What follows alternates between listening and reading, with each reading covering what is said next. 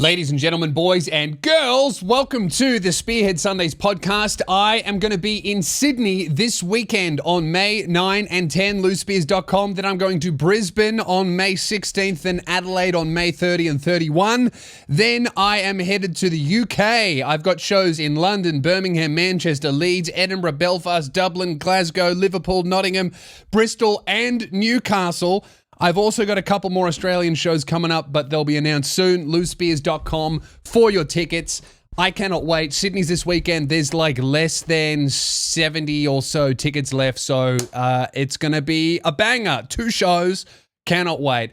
Or maybe I have more than 2 shows. I can't remember. The point is, I don't have many tickets, so who cares how many shows there are? Buy them now. loosespears.com. The election happened. Labor's in power. Yeehaw! More of the same. Let's go. Maybe they'll fix it by the end of their next term. Here's my thoughts on the election, all right? And sorry, this was late, okay? Because I obviously I was supposed to do a podcast yesterday, but I got the stupid idea into my head that I should write a giant election analysis video. And not only should I write it, but I should also film it, edit it, and release it in like one day. And somehow I did that, and then I was surprised when I woke up on Saturday and yesterday on Sunday, and I just had no fucking energy to do this podcast. But I am here now. I'm recording this on a Monday at, what's the time? 5:04 p.m. So, sorry, but it's here. Dude, I had the funniest voting in Frankston. This is my first time voting in Frankston, because I think one of the elections was maybe COVID or something. I think I voted early near where my parents lived. So I wasn't in Frankston. This is the first time I've ever voted in Frankston. And let me tell you, even if I move out of Frankston, I'm not voting anywhere else. If you, next election, I don't care who you vote for, just make sure you vote in Frankston, because it is super exciting. It was so good. I voted early, which I thought would be quicker. It actually was way longer. I was in line for about 30 minutes, which I thought would be terrible. But I tell you what, it was riveting. It was absolutely fucking exciting. Watching the absolute nutters come in and out of the polling booth was incredible. Running the gauntlet of the volunteers. I don't know if Americans or my European gremlins have this, but in Australia, on your way into the voting booth, you got to walk past every single fucking party's volunteers handing you flyers, telling you how to vote. And, you know, you've got Labor there, you've got Liberal there, you've got One Nation there, we had the Greens there, and then there were a couple of independents there. So, like, literally, I had 10 hands in my fucking face all the way to the line. You know? It was ridiculous. But what I really like about this is I love watching the volunteers profile people as they come up. Me, I get offered a flyer by everyone because on one hand, I dress like I do, which could be Labor, could be Greens voter. All right? Because I dress a little bit lefty, a little bit like a gay guy. But on the other hand, I'm like a very big white guy.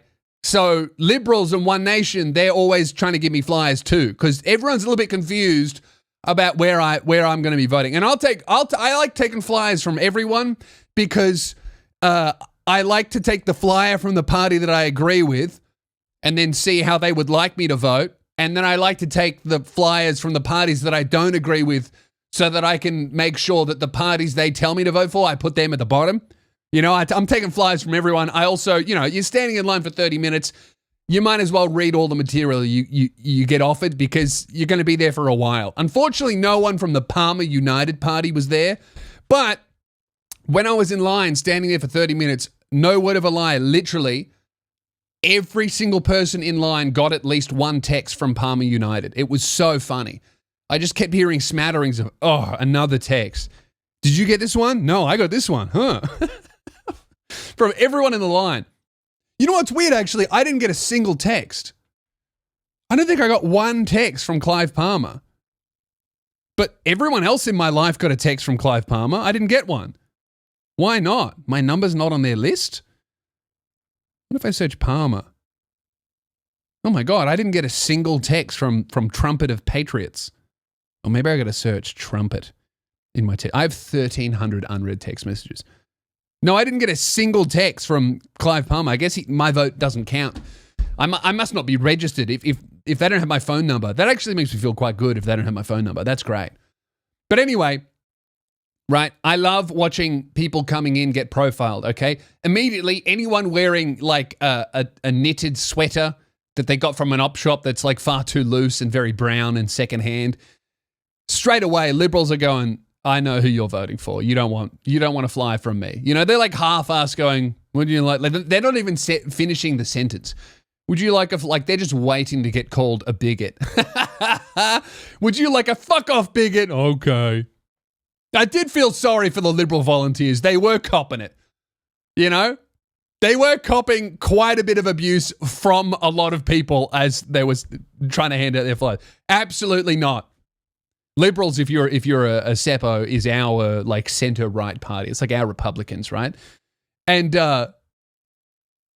so I'm taking flyers from everybody. And there were just nutters, right? I love the nutters. There was one lady that I don't even know why she was there at all. I don't even know how she was eligible to vote because she was the most like Walmart American I've ever seen in my life. Okay, I've never been to a Walmart, but I know that if I went there, I would see at least 100 of her. I'm surprised she wasn't in a fucking mobility scooter with an American flag taped to the back of it. She was there absolutely decked out. Mind you, to vote in the Australian election, she was decked out with like an American bandana, American flag bandana, like that fucking, that guy that beat Joey in a Yu-Gi-Oh card game, the American bloke. And then there was she was wearing like a hoodie that had an eagle on it, an American flag, and then had like something about gun rights on the back and the Constitution. Mind you, this is in Frankston. And then she also had a QR code, which I did discreetly try to scan as I was standing in line because she was one ahead of me. But because she was so fat and rotund, the QR code had completely warped and molded around her fat folds that I couldn't get a read on the QR code. So then I tried to just kind of read what it was saying me to search for, but I couldn't make it out. Again, because most of the text had actually been sucked into one of her back tits. You know when someone's so fat they got titties on their back? It was that type of scenario. And she had like a handbag that was also an American flag. Like it was like, I don't know who the fuck she voted for. I can only imagine that she tried to vote for Trump somehow through our electoral system. And when she was talking to the guy, it sounded like she had never voted before, so she didn't really know what was going on. He was explaining to her how to vote. You know, vote above the line, you put 6 numbers down, or vote below the line, you got to put at least, what is it, like 20 numbers down or whatever it is, right? And she's asking clarifying questions in the thickest American accent ever. I don't know how the fuck she got in. It's like she flew down to save Australia from ourselves and cast one. If I had to guess, I would say that she probably voted One Nation, not because she knew anything about their policies, but because she, like, that's the most American sounding, like One Nation, under God. That's who I reckon she voted for. But I'm in there and dude, I'm voting properly, man. I do it. I think about it the day before. That's how I do it. Is I look at all the parties and all the people and I do my research and then I figure out in my head what preference I'm going to give them all and who's going up the top and who's going down the bottom. And that's how I do it. And I like to give a few nutter independents a very high vote on the tier list. That's what's really fun about voting in Australia is you're essentially doing a tier list, you know? Like, I like this person the most, I like that person the least. Our electoral system is essentially just the MySpace best friends list where you go, here's my favorite party down to my least favorite party. And I think that is the best voting system there is because it means that every party gets a little piece of the pie instead of just like And then I feel like every voter gets heard, at least a little bit. Whereas when it's just popular vote, or even worse, the weird Frankenstein version of the popular vote in America where like a candidate can get the most votes but still lose the election. And even worse than that, where a candidate can get 100% of the votes, but then Joe Biden can cheat and win the election with fraud. At least in Australia, when you vote, you know you're like it's actually going to do something. And even then, I acknowledge it's a fucked, broken system and we don't really get what we want. But this, in my understanding, gets everyone the closest they could, and we'd probably be a lot worse off if it were just popular vote. Who else was there? There was, there were just like, so I've never seen this before. So obviously at all the polling booths, you've got your volunteers from each party. Right, so the Labours were there in their red shirts. This is our left-wing party. Must be very confusing to Americans. We really are upside-down world. And then on the right party, they're blue, even more confusing, and they're called Liberals, right? So they're on the right wing, and they're like red and blue, and then the Greens are there. They're wearing their green T-shirts. One Greens volunteer, a girl, she looked about 15 years old, was wearing a Minecraft creeper hat, which I really loved, and it was exactly the same color. And that says a lot about the Greens party, doesn't it? Like they've got a very autistic 15-year-old girl, and that's who they're putting as the face of their party. Do they want any boomer votes? Do the Greens want a single vote from the boomers? I don't think they do. Have you seen that guy that has like the nose piercings and the colored hair and wears the makeup, and that's their candidate? I'm all for being an ally, and I support all gender orientations. But do you guys want to win an election or not? Sometimes you got to lean into the bigotry a little bit if you want to win. Sometimes you got to lean completely out of bigotry if you want to win. I mean, have a look at the NBA during racial segregation. Like after it ended legally, you know, some of these racist white coaches were like, well, I hate losing even more than I hate blacks, so let them play. And the more racist coaches were like, no, I'm standing by my principles. I don't want to let them play. And they weren't coaches for very long. Because what matters more than anything else is winning. The Liberals obviously lost, right? And apparently it's one of the worst losses they've ever had since the last worst loss they've ever had, which was the last time we had an election. So it's even worse than last time. And let me tell you, I'm pretty sure I said on this podcast years ago they were going to lose the next election. I feel like I said this. I've definitely said this out loud somewhere. There is no fucking way you can win an election when your candidate is a guy that looks like Peter Dutton. All right? That guy could be the leader of the fucking... Oh, am I peeking here? Sorry if this is too loud. I really hope that it's not too loud. That guy could be the leader... I'm turning it down a little bit. Sorry. If I've just done 14 minutes of just fucking peaking audio, I'm going to flip out. I'm going to have to check, because if I've done that, I probably got to start again. 1 second. Fucking. All right. We're all good. We're all good. Okay. So where was I? Oh, yes. What the fuck was I? I've said this before and I'll say it again. There is no way you can win an election if the guy that you are running looks like that. At the very least, no matter what your policies are, this is not an endorsement or a criticism of any liberal policy, right? What I'm saying is, if they were running on, I will give every single voter a home for free and $1 billion, they would still lose the election if they ran with Peter Dutton, because he looks like a comic book villain. I knew he was going to lose the election when they chose him as the candidate, and I saw about 10 photos that the Liberal Party posted of him, and not a single one of them looked like he might be a good bloke.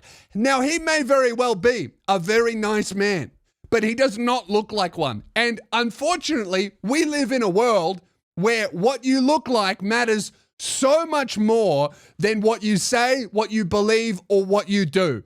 Trust me, I used to be quite ugly. I got a chin, and now I'm doing so much better in every area of my life, and I don't think I have changed that much, other than physically.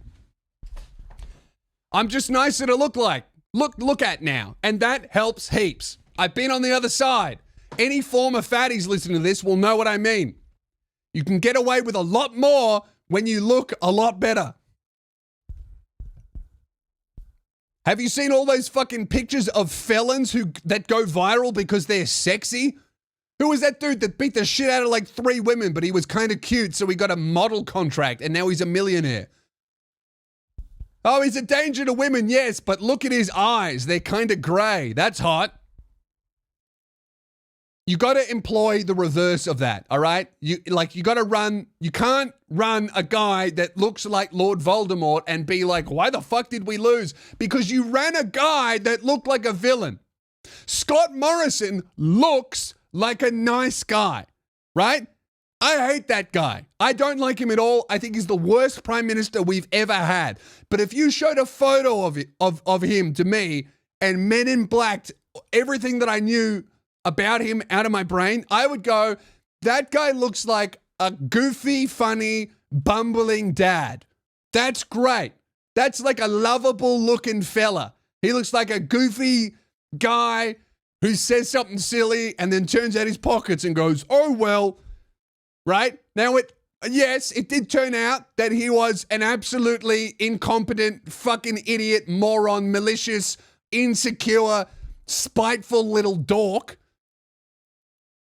who said, I don't hold a hose to people who lost their homes in bushfires when they said, why were you on holiday when the country was burning? All right? But when he said and did all of those horrible things, he looked like a nice guy while he was doing it. And that's why he won the election despite being who he is. Peter Dutton could be the opposite. We know that he's not. But if he was, he still would have lost because he looks like Lord Voldemort. Landlord Voldemort. You can't run a guy that looks like that. Anthony Albanese looks like a nice guy, right? Pauline Hanson looks like a firm but fair aunt. You know? Like an auntie that would probably say something mean, but for your own good at the end of the day because she loves you. Right? She doesn't look like someone who would get up in Parliament and say, we're being swamped by Asians. And that's why she's crushing it right now. You know? Adam Bandt looks like a cool Christian youth counselor. That's why he's the head of the party. All the other parties understand your head matters more than your policies, except for the Libs. And that's why they lost so badly. You know, I wasn't ripping millions of views a month on YouTube when I had no chin. Now I am. What's changed? Dr. Sam Verco blessed me. Maybe I should run for Parliament. Huh? Maybe I'll be the new leader of the Liberal Party. Dude, who's going to be the next leader of the Liberal Party? I think, honestly, they were running out of people that were like even remotely likable looking. They got to put a woman up, dude. I'm telling you, that's the only way they're going to get out of this death spiral they're in. They're going to have to pick a strong and likable woman. They don't have any, but they have to find some. They thought they found one when they picked that like 31-year-old millennial who was like, I'm a renter. But it turns out she's only a renter because she is also a fucking landlord. I'm a renter. I also forgot to mention that I am an investment banking capital retiree who owns a home in London and Australia. And I'm only renting because I'm making far more money negative gearing my other 2 properties. But I'm just like you, the common man. That's probably you know what? Maybe that's the Liberals' biggest problem is they're full of millionaire liars. Not like Labor, who are full of millionaire lie by omissioners. I don't know. I think I'm happy with another Labor government. I don't see a way out of the housing crisis that Australia is in. And I own a home, right? So my mortgage went up by like fucking 35% or something insane.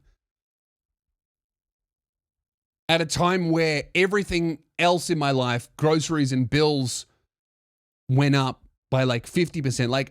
I feel like my life has gotten 2 or 3 times more expensive over the last few years, and I'm fucking drowning. Like I know that if I had a salary, if I was under salary, if I worked for a fixed income where I couldn't, grind really hard and pull money out of my ass somehow and give it to the bank instead of the ATO, right? I would have lost my house at least 3 times over the last few years, right? And I'm a guy that owns a house, right? If I was a renter, I would have been evicted 20 times. Because that's a really interesting thing about this housing crisis is that if you own your house and like me, you don't pay your mortgage for, I didn't pay my mortgage for like 9 months, dude. It was that bad. I'm doing okay now. I only missed my latest mortgage payment by 4 days, but then I paid it, right? So even now, I'm still like, oh, just got it. Oh, just got it. My bank is like, fuck, how can we get this guy out? And I'm like, I'm in by the buzzer sounds, and then my mortgage payment goes in. I get an angry email, and then the commentators go, Spears with a 3 from half court, and it somehow goes in. Right? Here's the thing. I didn't pay my mortgage for like almost 9 months when things were really bad, when I was really sick, right? If I were a renter, my illness would have made me homeless. Like literally I would have been on the street or in a shelter because my landlord would have evicted me. But because I own the home and it's in the bank's best interest to not kick me out, because if I take out a home loan and they kick me out within 4 years, they really don't make any money out of me. The bank makes money from me paying back my mortgage over 20 years and the interest just climbs, right? That's how they make their profit. If they kick me out of the house within 5 years, they might even have lost money, right? So it's not in their best interest to evict me. So I don't pay my mortgage for 9 months, and I got to stay in the house by sending them like emails and shit. If I was a renter, I would have been on the fucking street and then I would have had no way back. The only way I was able to come back was because I was given the grace to get back on my feet again. And that was only possible because I run a business. Like if I had a job, I would have been fucked. I would have lost my home. But even if I ran a business, if I was a renter, I would have been evicted, right? And I think that there are so many people in this country that are in the same position as me, but they don't own the house and they just get evicted and they're just homeless. Even though, here's the fun part, even though if I were a landlord renting to me and me, the tenant, couldn't pay his rent for 9 months and therefore I couldn't pay my mortgage for 9 months, I wouldn't lose the house. I actually don't even have to evict the renter. I'm fine. And not only am I fine, I should be able to pay my own fucking mortgage, but because of the system that Australia is set up in, where every single person on the planet is on the country is trying to invest in housing and not stocks or business or themselves, because housing is the most lucrative thing to invest in this country. All of the fucking landlords that own 5 properties are just mortgaged up to the fucking gills and relying on their renters to pay 80 to 100% of their fucking mortgage. Which is not how it should be, because If the renter can't pay the rent, the home is still an asset for the landlord. Right?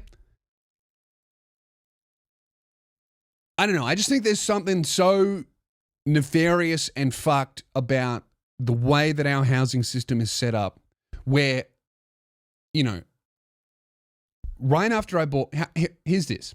Right after I bought this home, right, when I was doing a lot better, obviously, than I was now, right, financially anyway, than I am now. I bought my house. I got approved for my mortgage, right, as soon as I bought it. Like literally as soon as I bought it and I moved in, I got about 20 letters from 20 different real estate agents. I got emails, I got texts, I got phone calls, right? This is straight after I bought my first home. I got a letter from every single real estate agent in the area that said something to the effect of, congratulations on buying your new home. Frankston is a growing area. Prices of houses have gone up by this much in this many years, and now you're in the market. We here at Barry Plant or at Tim Jones or whatever the fuck, we want to help you buy your second home. Give us a call today and we'll put you on the path to get your second property within 18 months to 3 years, right? The reality of the situation that we're in this country is that I had to essentially win the fucking lottery and be in one of the, here's how I bought a house. I bought a house by winning the lottery, basically, right? Investing in cryptocurrency. I made a shitload of money there. I also ran a very successful business at the time where every other business on the planet shut down during COVID, right?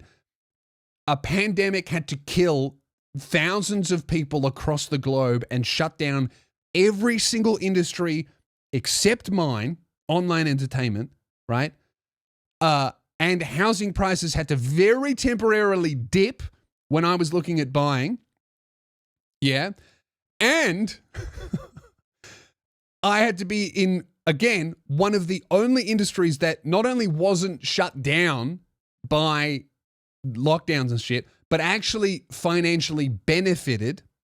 And I received a bunch of money in the form of grants to keep employees from the government that no other people that I knew were eligible for. Like my parents that are, you know, my mom's a hairdresser, my dad's a builder. They weren't eligible for these grants.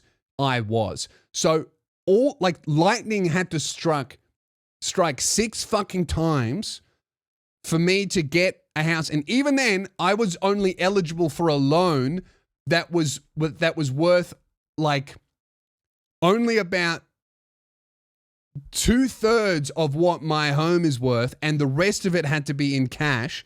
And even then,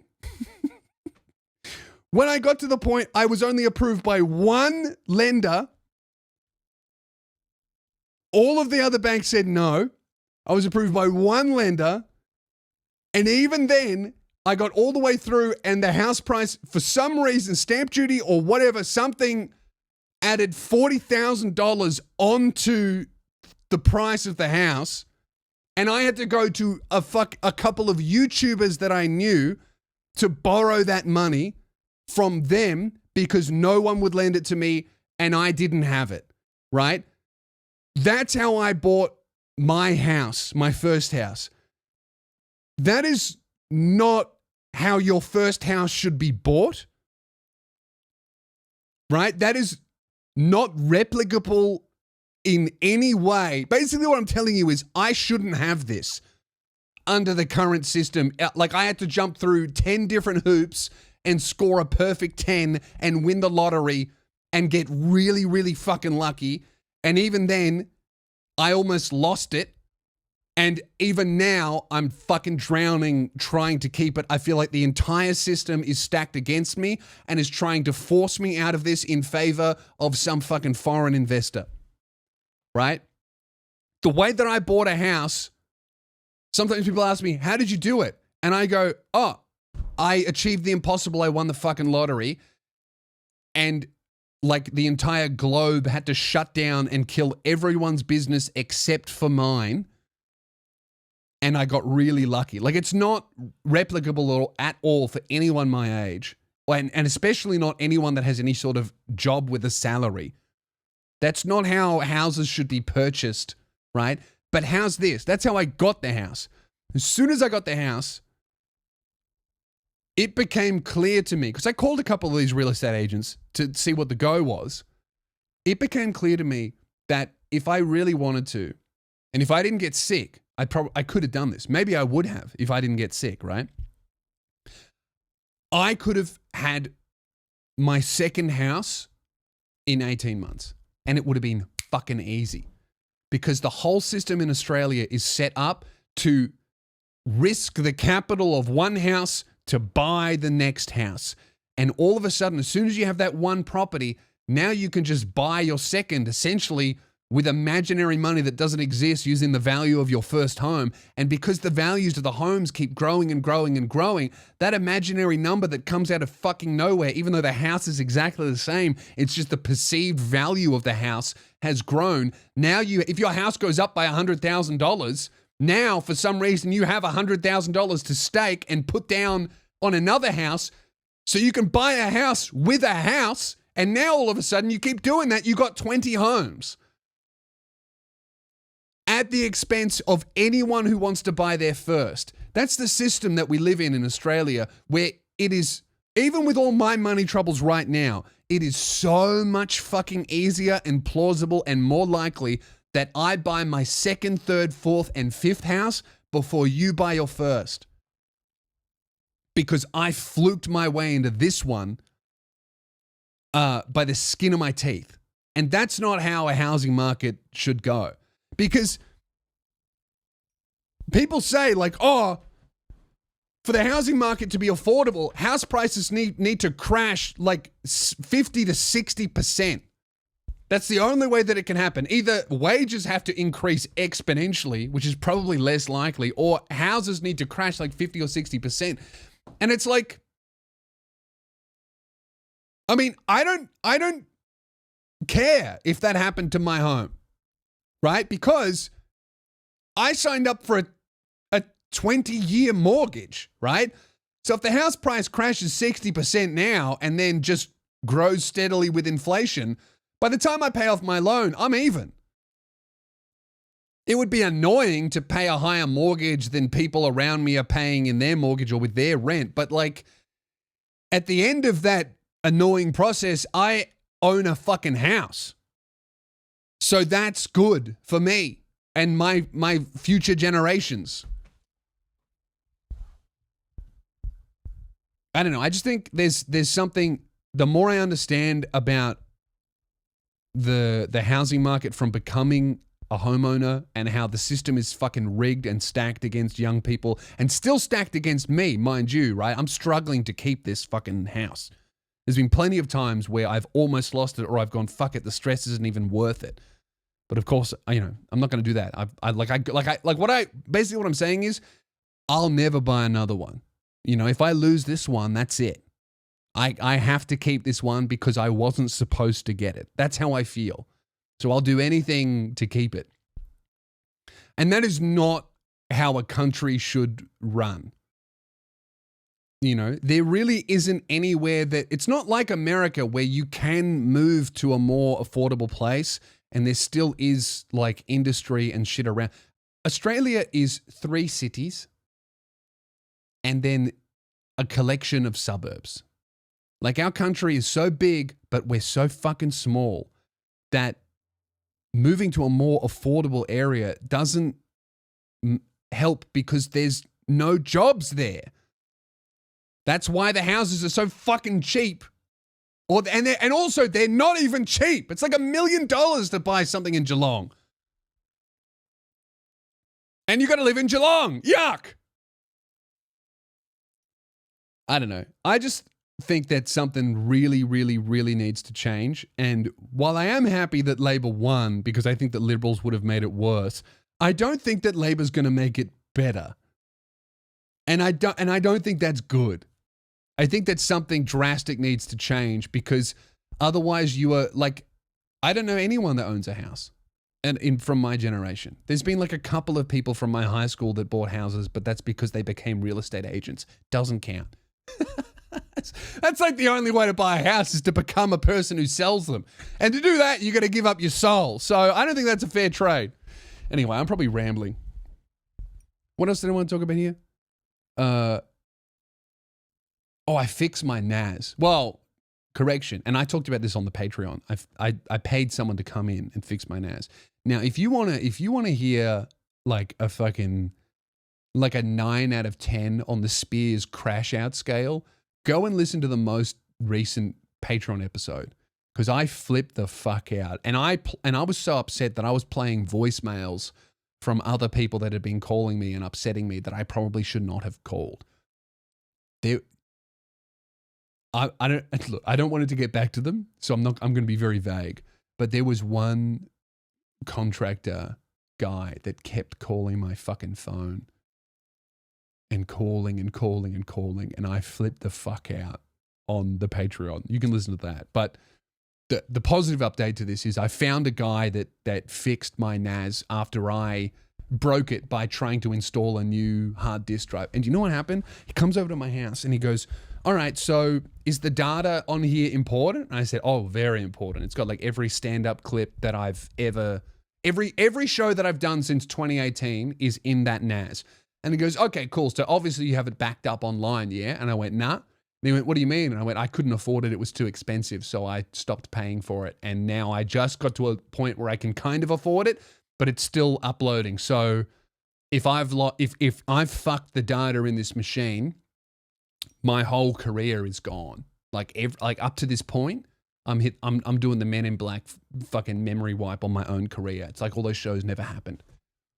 No stand-up clips ever, right? There's a lot. So he goes, so he's like, oh, so this is very important. I went, oh yeah, so important. And he went, right. I could just see his blood pressure fucking rising as he looked into the NAS that I had broken, thinking that I'm not getting paid enough to tell this guy that he fucked his entire, like the Library of Alexandria of his career. He fucked up by trying to insert a new hard drive. But anyway, he plugs it all in, and he goes, and I go, what have I done wrong? He goes, I don't know. It looks fine to me. And I was like, fuck, it's just exploded or something. He pulls out every single component that I did not touch, puts it back in, turns it on, it's working perfectly. Goes, that'll be $200, thanks, mate. And then leaves my house in 10 minutes. I don't know. And this is why I don't fucking touch my NAS anymore. I'm never going to upgrade it. I'm never going to touch the storage. Every time I need to do anything, I'm going to pay that guy to come over to my house and do it so that I don't have to fucking sweat and worry like I'm doing, a bullet extraction on a child in the Gaza Strip with no anesthetic. I'm fucking sick of touching the inside of a computer and then having it explode for reasons that I don't understand. At this point, I think the fucking NAS turned off because it thought I was angry at it. Because I was scared. I wasn't nice to the machine spirit in the fucking hard drive when I was, messing with its components, so it just died because I was nervous. You ever try and hit on a girl and ask her for her number and you do everything right, but you were nervous so she still says no? That's what it's like every time I fucking try and change a computer or upgrade it. I just break it because I'm thinking about maybe I'm going to break it. If you hit on a girl and you're thinking, oh, what if she says no? She will say no. Same shit. When I touch a computer, I'm thinking, what if I break it? That's how I break it. I did everything right. The guy didn't touch a single hard drive at all. He looked at everything that I did. He goes, you did it all right. He touched all the components that I didn't, turned it back on, and it was fine. And he was like, why didn't you just do that first? And I said, I don't know. Because I fucking I touched a hard drive. I think I did everything right and it broke. Why would I then start going and touching other components? Like an idiot.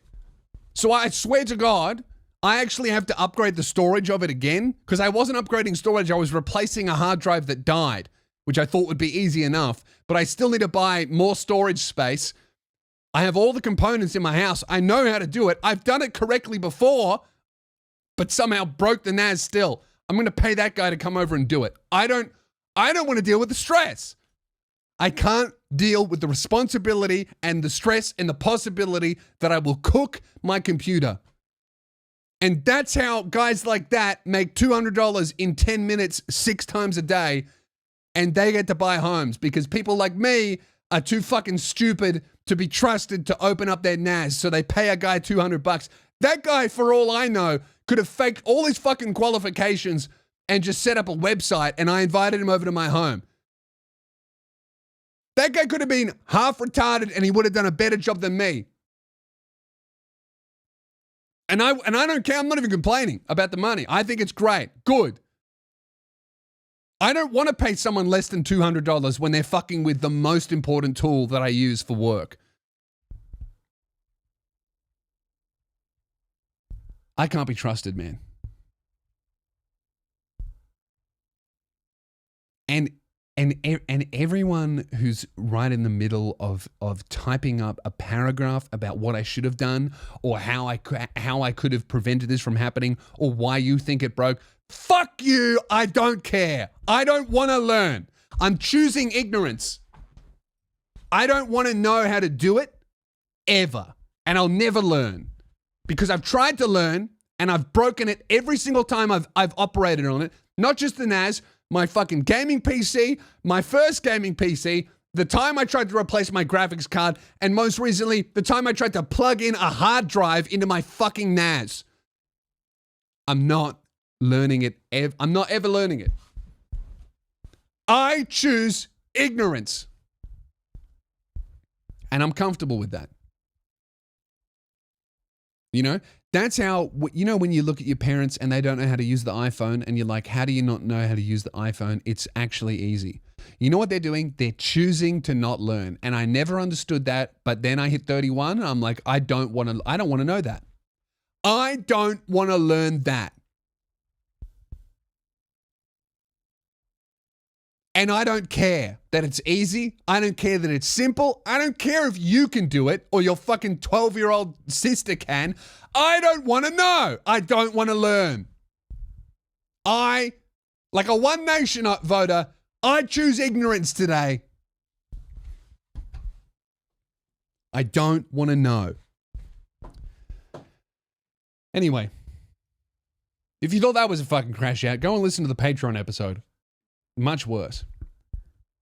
You know, we've been posting, Keelan's been posting clips, right, on the Spearhead Sundays YouTube, and some of them have been going really well, and they've been getting seen by people who've never seen me before, neither on my YouTube or the podcast, and I get the comment all the time, why are you yelling? And it makes me laugh. It makes me laugh so much. Like, why the fuck are you yelling? And I read that and I go, why am I yelling? I got a good one the other day that said, why are you yelling? You have a microphone. Fuck you, that's why. How about that? I don't know. Look, Spearhead Sundays, I be yelling. That's the motto of the show. I be yelling. And if you don't like that, don't listen. If you do like that, continue listening because there will be a lot more. After the 2-hour podcast I did the other week, I lost my voice. It's probably not sustainable. But you know what? We're having fun. Dude, I can't wait for Sydney. I need to get on stage again. I'm itching, brother. Anyway, I've been keeping up with this. Unfortunately, I've been keeping up with the Ethan Klein and Hasan debate and the iDubbz thing. And God, it's so... I've never seen a more unwell man flipping out. I think that Ethan Klein has a lot of valid points. And even I'm like, go on holiday, brother.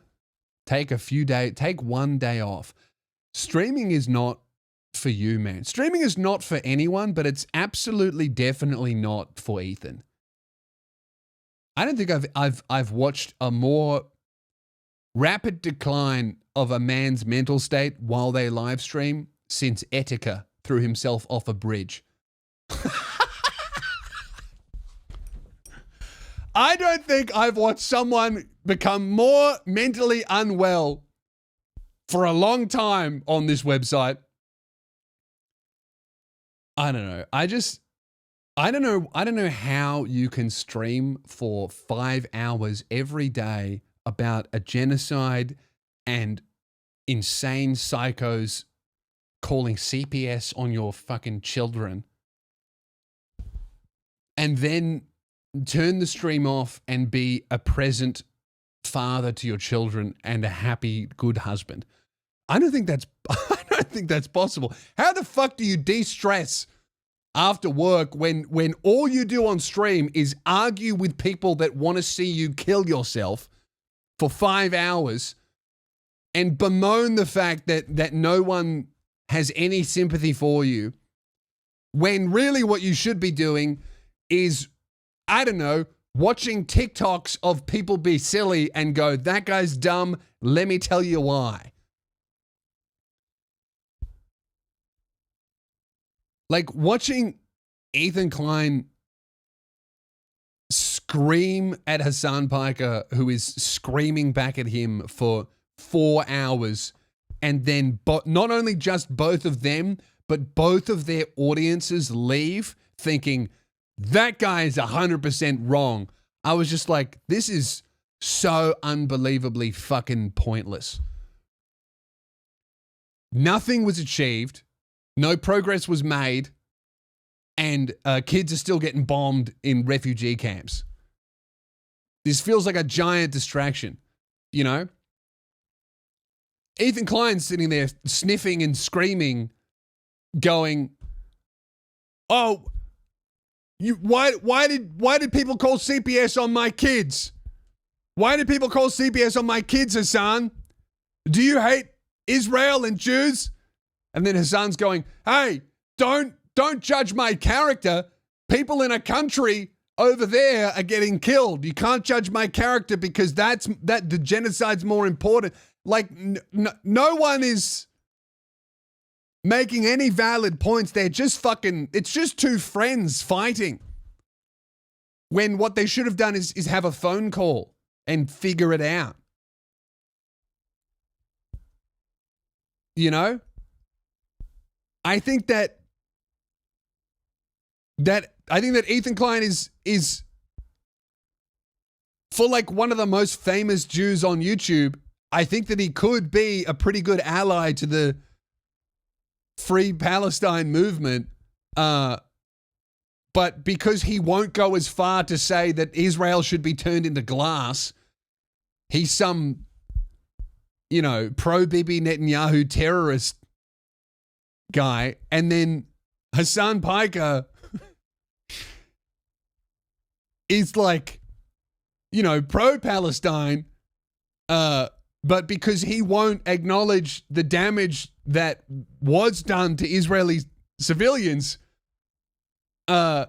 he's seen as like some fucking Hamas supporting terrorist, and the cycle continues on forever.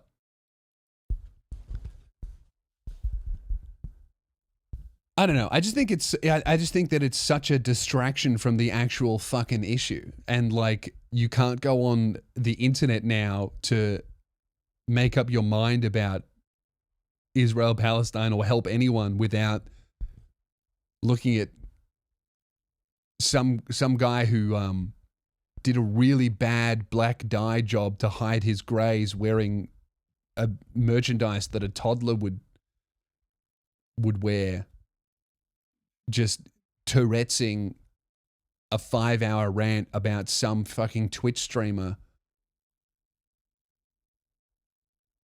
that didn't even call CPS on his kids.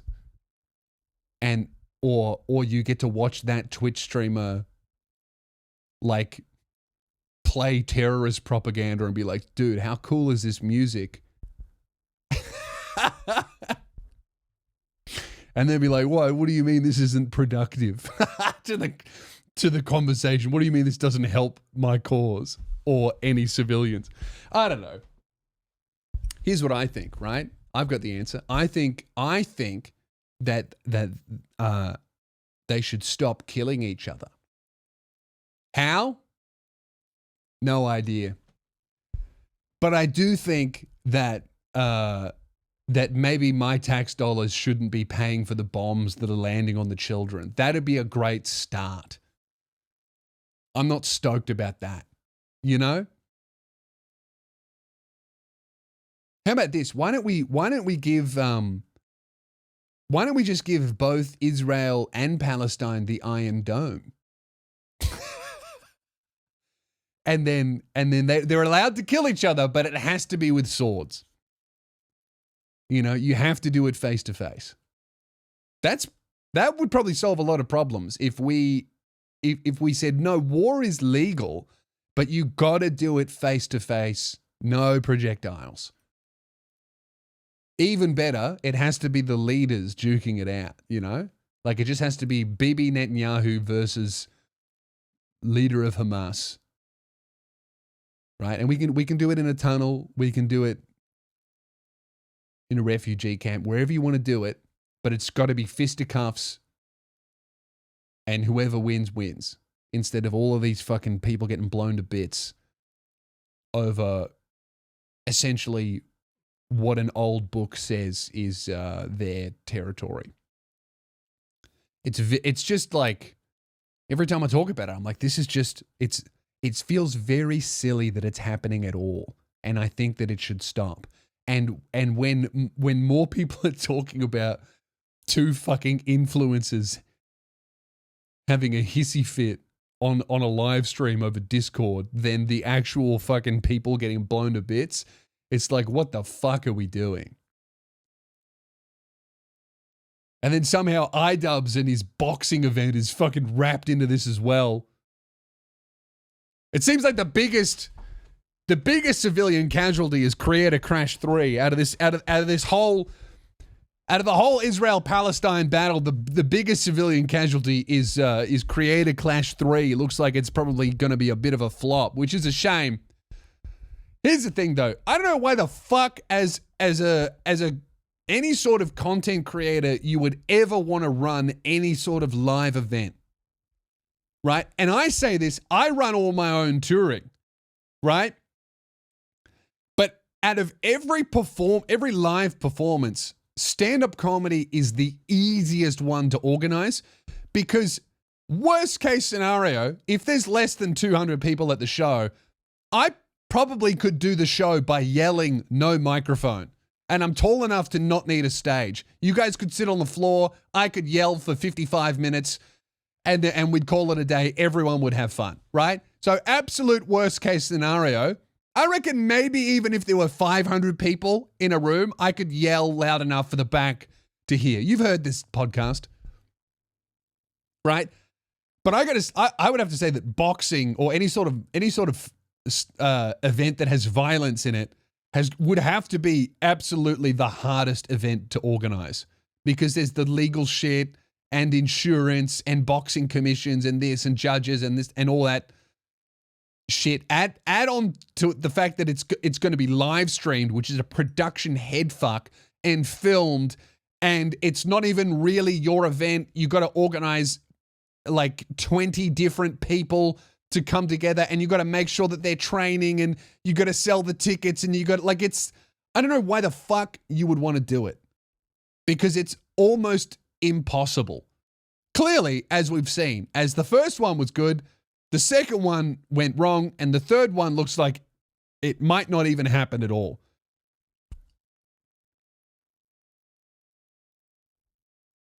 And then to like wrap in your event that isn't really supposed to be about you with like the biggest fucking drama that's happening online that is inseparable from a fucking genocide happening over in the Middle East. What else was going to happen, really? The only way to bring back the Creator Clash 3, man, is to have Hasan versus Sam Hyde. That's the only thing that's going to revive this event and make people attend and view. I don't know. I think that it's weird and unfair, the amount of criticism that Ian has copped, and especially his wife Anissa. It's very unfair how much shit they've copped. I mean, no one called CPS on their kids, so they can be grateful for that. But they don't have any. Maybe if they have a kid, they'll be getting a knock at the door. God forbid. But it is also like, man, if you are running an event that big, yeah, you can't make videos. Like you got to pick one or the other.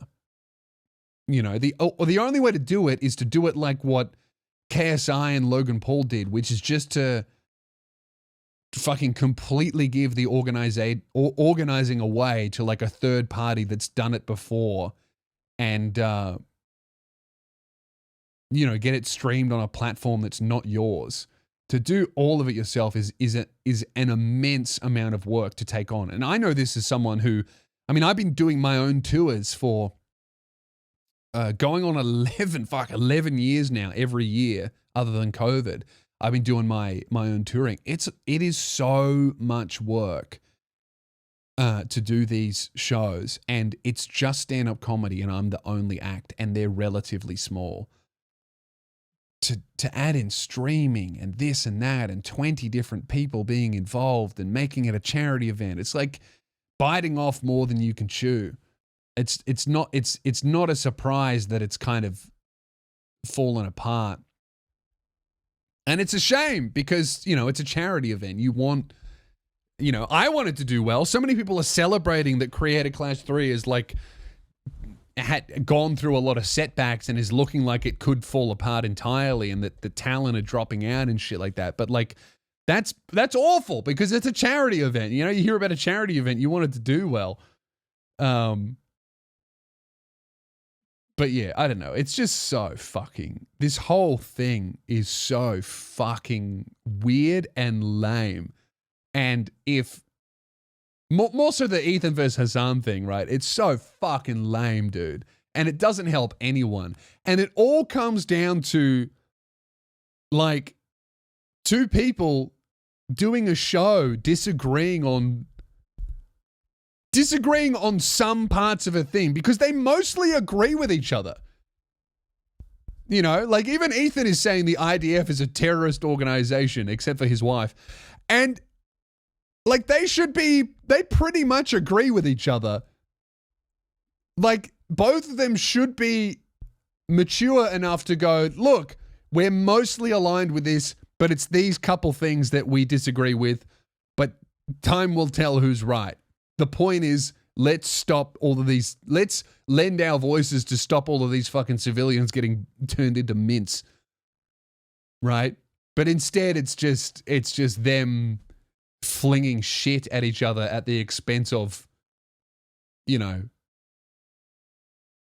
Although who am I to speak for the Palestinian people? Maybe they're all locked into their iPads in the refugee camps. You know, half of them are sitting in Team Ethan, the other half in Team Hasan. You know, maybe that's where all those live viewers are coming from. I mean, fuck, there's probably not much else to do if you're stuck in a refugee camp waiting for rockets to fall on your civilian head. You know, you might as well spend the last few moments of your life enjoying the wonders of Western entertainment. Some very mentally unwell man screaming about another very mentally unwell man for 5 hours while Asmongold reacts to it on YouTube and says, wow, grossing $1 billion in the process. While all three of them pay taxes towards a giant death machine that rains fire from the sky onto women and children that are sheltering in a hospital.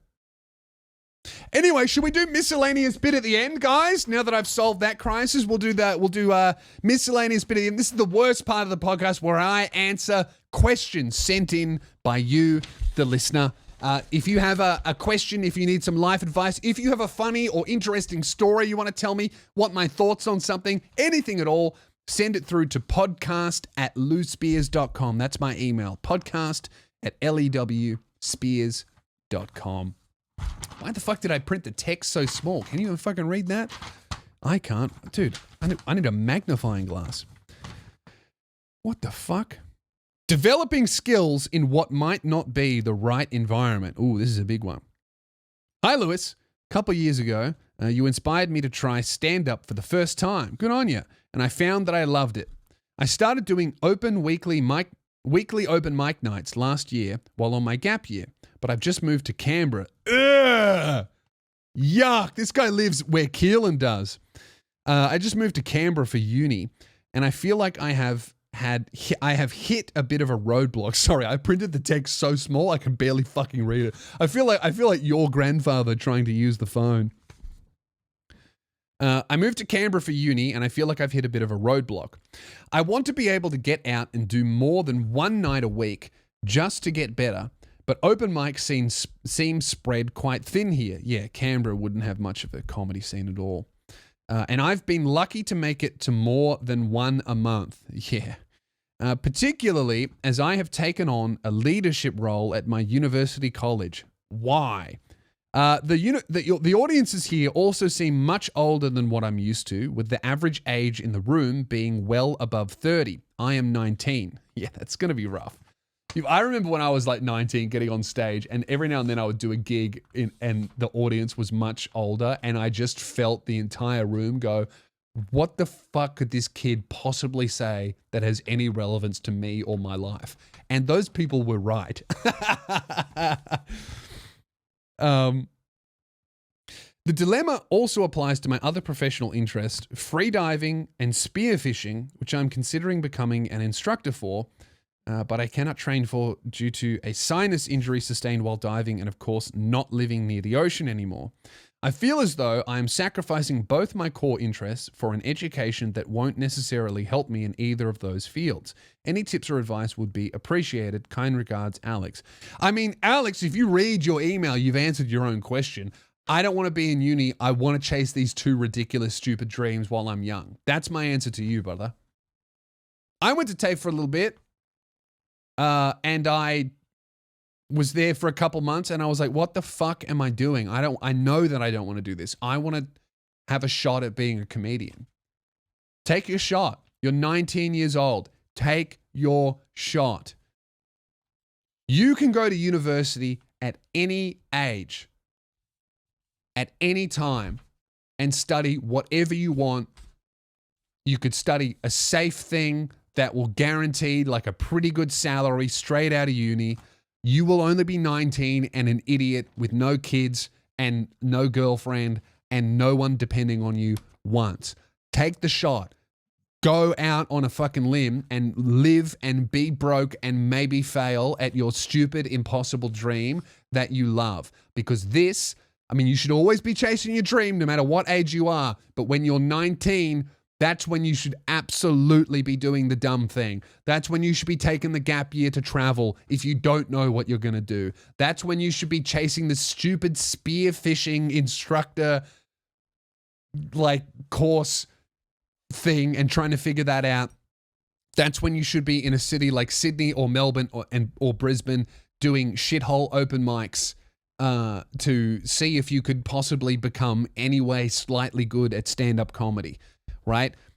If you really want to be a comedian or if you really like doing it, you got to be in a place where you can get on stage multiple times a week, because you are going to be very bad for 2 years. But if you can only get on stage once a month, you're going to be very bad for 5, because it's just stage time and there's no such thing as a bad gig.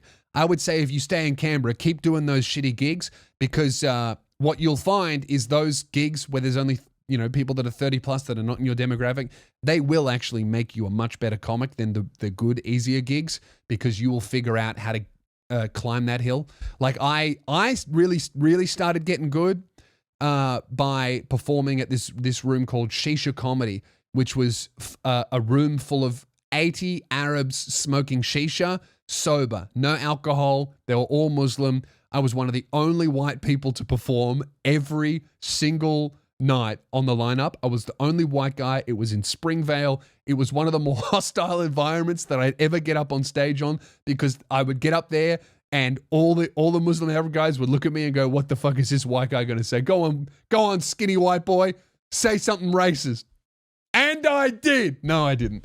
But that like difficult environment, like not conducive to comedy, made me great. And I came to love going there, and I still miss it. And every time I walk past a shisha shop and I smell the smoke, I get this feeling of like excitement, like I'm about to go on stage. And I did that, and I didn't get paid for every week for like 2 years with my good friend Khaled Kalafala, and I loved it.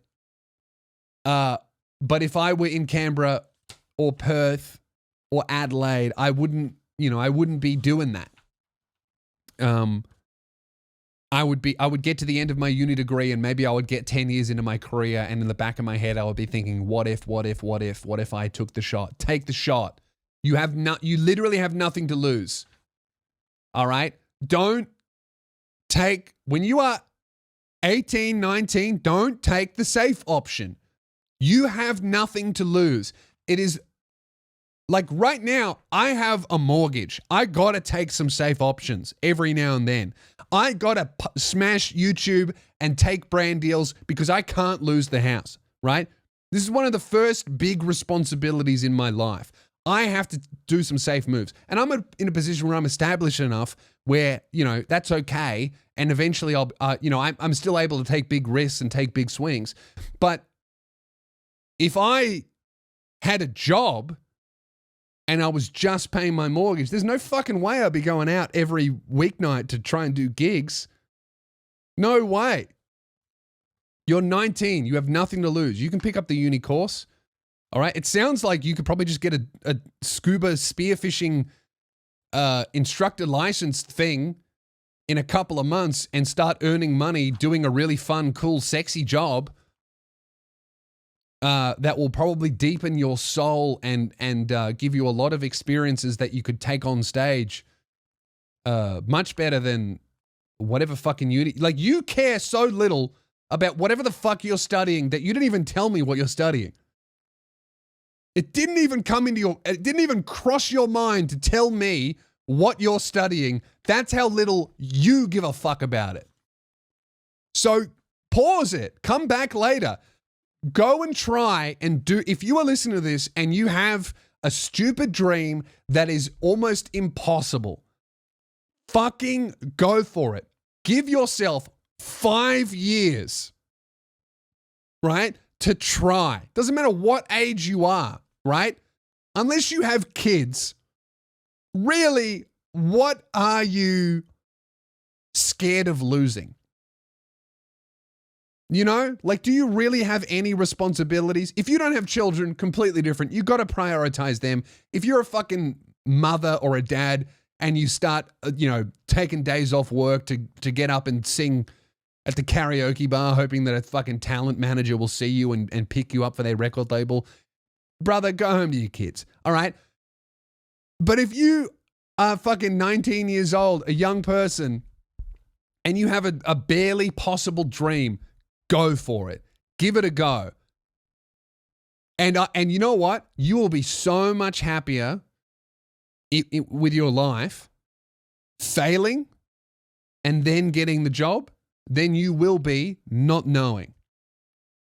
That's the worst case scenario, is that you have 5 years of joy, of hardship, of heartbreak, of wins, of successes, of exhilaration, of really fucking pushing yourself and bettering yourself and broadening your horizons. And that makes you such a more complete version of you and a stronger, more resilient, empathetic human being from pushing and trying that even if you fail, all the lessons, all the experiences, all the memories, even the bad ones, you get to keep, and it becomes part of your soul and who you are, and it makes you a better, healthier, happier human being, so that even if you fail, worst case scenario, you're the best version of you, and you still get that job that you get at the end of uni. You just got it 5 years after everyone else.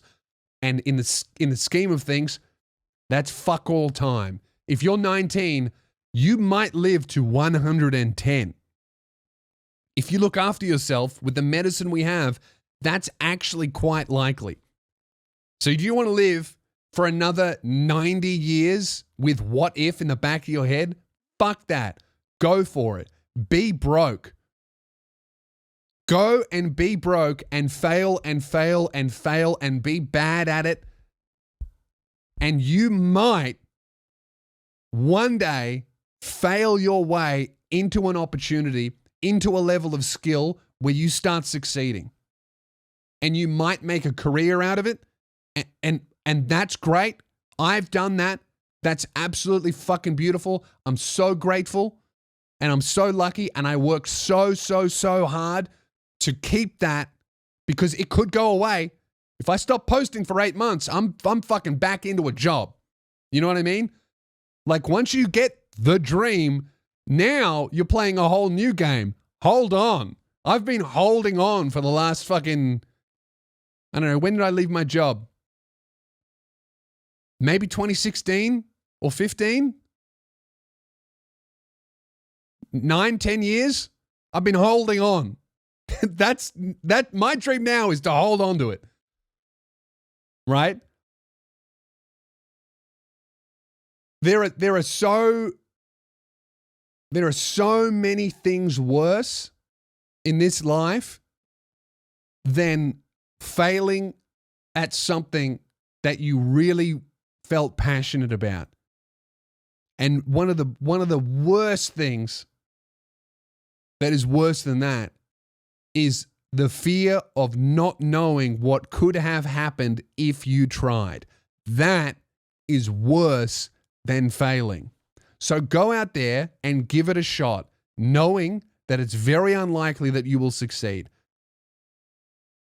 Because it's that, like, I feel like a huge part of the reason why I've been so successful, and even on the scale of things, I'm nowhere fucking near where I want to be. But a huge reason why I've managed to reach this point is because when I started, I went into it with the attitude of, it's actually statistically likely that I will fail. So I have to try harder at this than anything I have ever tried in my fucking life. And I'm going to work harder at this than every one of my peers. And not only am I going to work harder, I'm going to look at what everyone else is doing, what everyone's doing right, what everyone's doing wrong, and I'm going to try and do it in a much smarter, more efficient way. And one thing that I wish I had the knowledge to do is and at the same time, I'm going to try and take care of myself, my mind, my soul, and my body, and make sure that I rest and make sure that I understand that if I'm sick, I should probably do something about it because I didn't do any of that shit. But, you know, maybe that's a big reason why I got so far, because I just I burned the candle at both ends until I collapsed. Which you can do when you're 18, 19 to 25. You can fucking send it, bro. And worry about the consequences later.